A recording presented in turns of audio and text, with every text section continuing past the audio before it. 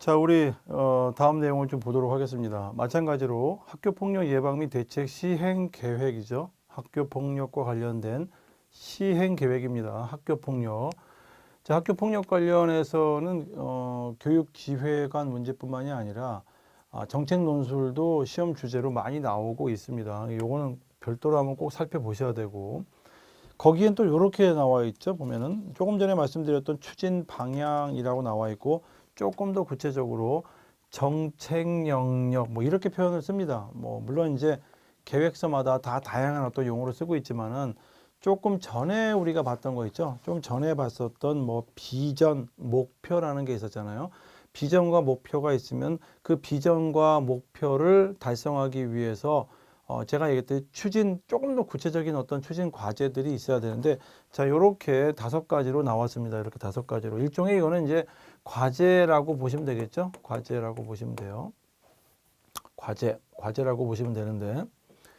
자, 여기 보면 첫 번째 과제가 뭐냐? 이 첫 번째 과제는 아까 목표하고 관련성이 높아야 됩니다. 목표가 조금 더 구체화되어 있는 게 과제가 되겠죠. 조금 전에 우리가 이제 이런 거 있죠. 학교 문화를 얘기했습니다. 문화. 학교 문화, 그 다음에 뭐 적극적인 보호와 교육으로 신뢰받는 학교라고 이렇게 있었죠. 자, 그러면, 그리고 마지막에 이제 가정과 사회에 대한 어떤 얘기가 나왔죠. 자, 그렇다면 조금 전에 말씀드렸듯이 여기 보면 이 두 가지를 이렇게 묶어가지고 조금 전에 얘기 나왔던 신뢰받는 학교라는 게 있었죠. 목표가. 여기 아까 전에 그 목표가 신뢰받는 학교였습니다. 신뢰받는 학교. 신뢰받는 학교죠. 그러면서 적극적인 보호 교육으로 신뢰받는 학교라는 게 있었죠. 그 두 개를 이렇게 조금 전에 얘기했듯이 피해 학생이 나오고 그 다음에 가해 학생이 나왔죠. 그래서 이제 구체적으로 요 다음에 나오는 뭐 예를 들어 이게 조금 전에 이렇게 나오고 뭐 세부 추진 과제, 세부 추진 뭐 과제라고 했을 때 5가지를 다 할 수도 있는데, 그렇게 되면 또 많잖아요. 일반적인 어떤 보고서는 굉장히 많은데 시험장에 가서 주어지는 거는 조금 축소할 필요가 있겠죠. 축소하거나 문제의 원인을 이제 일부는 빼고 추구하고자 하는 그 답변은 이렇게 작성했으면 좋겠어라고 하는 측면에서만 문제가 주어질 수가 있어요. 보면.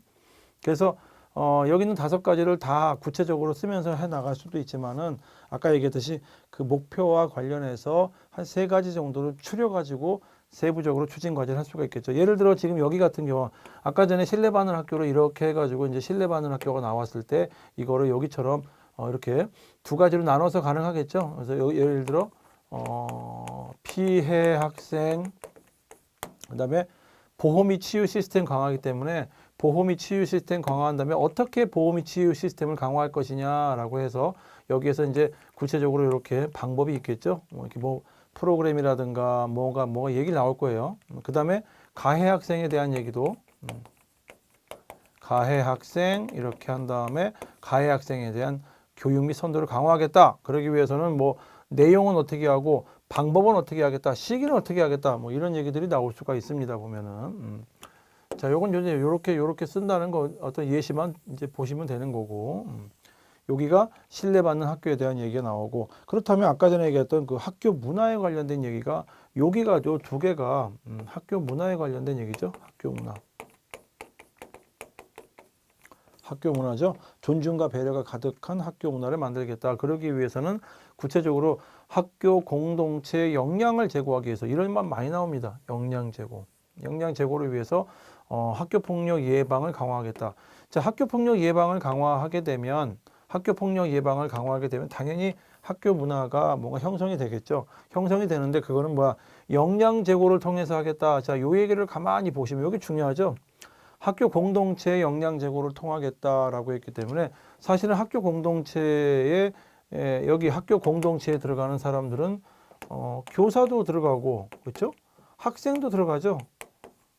구체적으로 가장 중요한 세 대상만 얘기한다면은 학부모도 포함이 될 수가 있겠죠. 그래서 요걸 가지고 하나의 어떤 예를 들어 네모 딱 치고 요 얘기를 했어요. 요 얘기를 쭉 했으면 여기에서는 동그라미 하나 한 다음에 교사들은 어떻게 역량 제고를 할 것인지, 그 다음에 학생은 역량 제고를 어떻게 할 것인지, 학부모는 영양제고를 어떻게 할 것인지 관한 얘기들이 나와야겠죠.